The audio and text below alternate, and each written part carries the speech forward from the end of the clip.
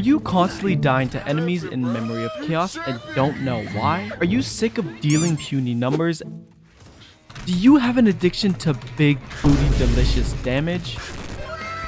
Well, this is the video just for you. These are 5 of the best Honkai Starrail teams that are built for surviving and dealing the highest damage possible. Let's kick it off with number 5 on the list. So number 5 is the Hyper Carry Hook team. This team surprised me the most as I thought Hook would fall off. But with her being the only single target fire DPS in the game currently, as well as her surprisingly stacked kit, it makes sense why she's used so much in the current Memory of Chaos, and that's why I'm gonna put her in number 5 on this list. This team has high survivability, decent single target DPS, and good AoE damage. The fact that she is also able to have crowd control resistance, health regen, and all of these things that make her quite tanky makes her a force to be reckoned with. In this certain team, we are essentially focusing all of our resources onto Hook. So we'll add Bronya for damage buffs and turn manipulation. We're also gonna add Fire MC for the shield and some extra utility, and then either add Natasha or Bailu for the healing. Some key tips that you want to know about this team is to add Fire MC right next to Hook. This is so you gain some extra energy when you get hit by enemies. I also prefer Bronya as she's just so strong manipulating the action order, but Tingyan is also a very solid choice here. Hook is gonna be very strong for the floors that want pyro and will be able to excel in these floors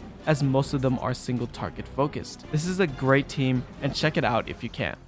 On to the next, we have the Hit Me team, featuring Clara, Japard, Natasha, and a Flexbot. Some of you might say, why not March 7 because of her taunt? Well, that is because in these later floors, shields are so important in these situations for all of your characters to avoid one-shots. Unfortunately, March 7th can only shield one character at a time, and if she wants multiple shields, you will see yourself very point hungry. Going back to the team, it has extremely high survivability and strong AoE damage. The reason this team is used so much is due to the earlier floors of Memory of Chaos. Enemies have physical weakness on them, and this team suits the floors very well. And mind you, this team is extremely fun. You get to see Clara shine in this team, always having consistent damage, and it's a great turn off your brain team if you want to use it in simulated universe. The biggest downside is the single target, so we do have to make it up by having any DPS that is advantageous on these floors and can fill up the single target DPS slot. But the good thing is we do have a good amount of spare points for our single target DPS. This could easily be Sushang to further increase the physical shield break. We could also easily add Yongqing as he pairs well with Japard, or we could add Sela for the extra quantum damage. The biggest tip about this team you should know is you want Clara to get hit the most. So how can we do that? We can change the order of where we put our characters, and we want Japard on the very far right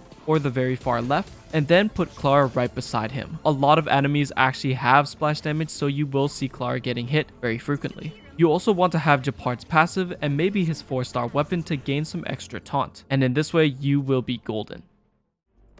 Our third spot is Jingyuan Hyper Carry. This team is extremely strong in the current Memory of Chaos. There's just something so satisfying about Jingyuan's kit. You have the strongest lightning AoE damage in the game, and you feel like a true lightning god as you play this team. The biggest strengths is the AoE, massive clearing potential, and very free to play friendly light cones. If you are able to utilize Jingyuan's kit with his relics and proper point sustain, you will be cruising in the later stages of the floors. Some weaknesses are the single target isn't the best, even though Lenny does quite a bit of damage. The team you have is also quite strict, as you won't have much creativity if you want to maximize Jingyuan's damage, and he does heavily benefit from certain relics. Having Tingyan in this team will be kind of a necessity because Jingyuan's ult costing a whopping amount of energy, but if you can look past these weaknesses, you will have the best team for AoE based floors.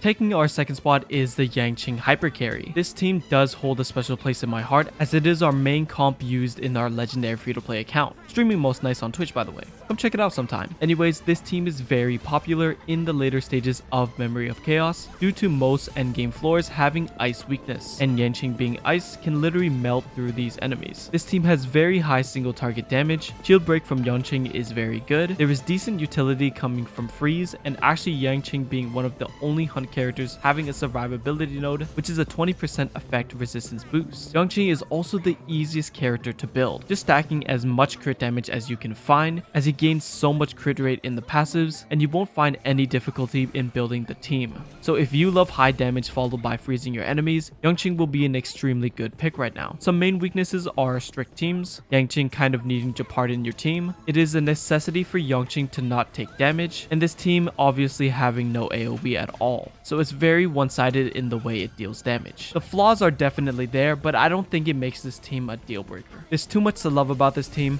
and definitely try it out if you haven't already. Welcome, customers. Practice is over. Swords descend. Onto our number 1 spot, you guys already know, and it is Seela Hyper Carry. Actually, her name is pronounced Zele. Hey, I'm Zila.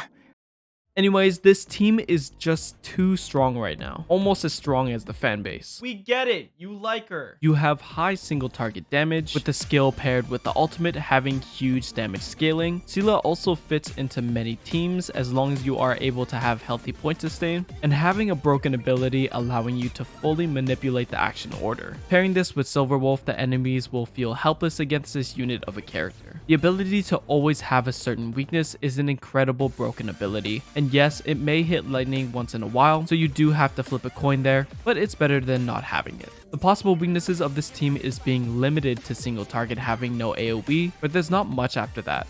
Some tips you need to make sure you have the most damage possible is if you are able to kill an enemy with your skill, use your ultimate as it will maintain the resurgence buff, and then dealing another skill. You will also gain extra energy onto Seela this way, rather than saving your ult using a different combo. And if you find yourself using this team, you will breeze through the Memory of Chaos. Now I could possibly see some future power creep for this character, maybe having multiple tanky targets, but to be honest, she's still really good in this situation, especially with this team.